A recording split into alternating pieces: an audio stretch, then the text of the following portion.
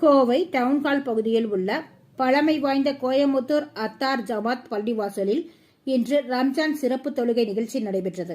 இதில் பல்லாயிரக்கணக்கான இஸ்லாமியர்கள் கலந்து கொண்டனர்.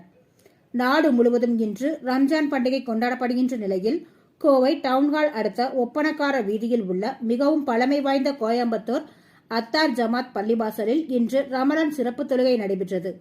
இதில் பல்லாயிரக்கணக்கான நபர்கள் கலந்து கொண்டு சிறப்பு பிரார்த்தனையில் ஈடுபட்டனர்.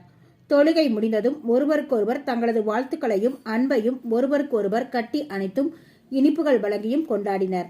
இதனைத் தொடர்ந்து செய்தியாளர்களை சந்தித்த இப்பள்ளி வாசலின் தலைவர் ஆசிரியர் அமானுல்லா கூறுகையில், 1 மாதம் காலமாக நோன்பு வைத்து நல்ல பண்புகளை வளர்த்து அதை மீதியுள்ள மாதங்களை கடைபிடிக்க ரமலான் பண்டிகை கொண்டாடப்படுகின்றது.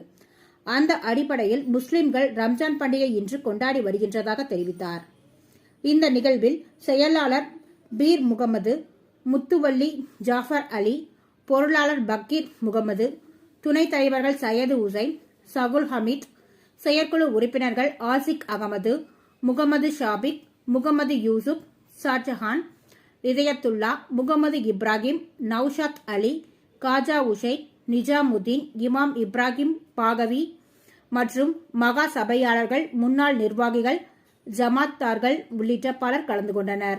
பிஸ்மில்லாஹிர் ரஹ்மானிர் ரஹீம். உலக மக்கள் அனைவருக்கும் இறைவனின் சாந்தியும் சமாதானமும் என்றென்றும் நின்று நிலவட்டுமாக. கோவையின் பாரம்பரியம் மிக்க வரலாற்று சிறப்பு மிக்க அத்தார் ஜமாத்தின் செயலாளர் பீர் முகமது பேசுகின்றேன். இன்று நாங்கள் பெருநாள் தொழுகையை முடித்து கொண்டு உலக மக்கள் அனைவருக்கும் எங்களுடைய அத்தார் ஜமாத் நிர்வாகத்தின் சார்பாகவும் முன்னாள் நிர்வாகிகள் சார்பாகவும் மகாசபையார்கள் சார்பாகவும் உலக மக்கள் அனைவருக்கும் எங்களுடைய ஈதுல் ஃபித்ர் நல்வாழ்த்துக்களை தெரிவித்துக் கொள்கின்றோம். இந்த பெருநாளை நாங்கள் ஏன் கொண்டாடுகிறோம் என்றால், கடந்த 30 நாட்களாக இறைவன் எங்களுக்கு கட்டளையிட்ட நீங்கள் உண்ணாமல் பருகாமல் இருக்க வேண்டும் என்ற அடிப்படையில் நாங்கள் இந்த நோன்பினை நோற்று இப்பொழுது பெருநாள் கொண்டாடி கொண்டிருக்கின்றோம்.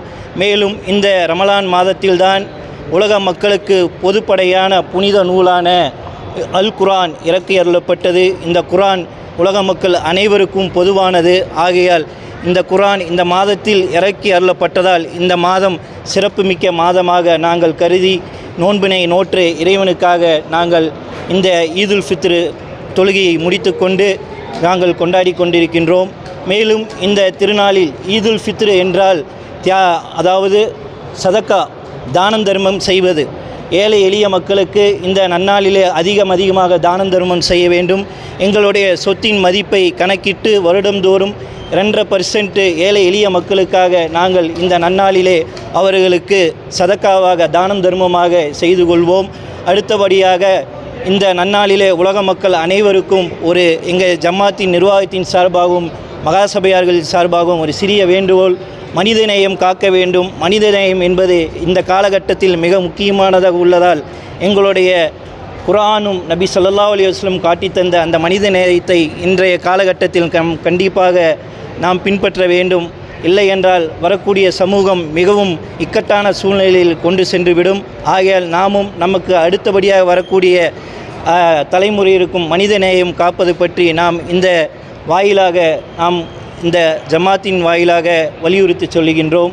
மேலும் இந்த நன்னாளிலே உலக மக்கள் அனைவருக்கும் மீண்டும் எங்களுடைய ஜமாத்தின் நிர்வாகத்தின் சார்பாக ஈதுல் ஃபித்ர் நல்வாழ்த்துக்களை தெரிவித்துக் கொள்கின்றோம்.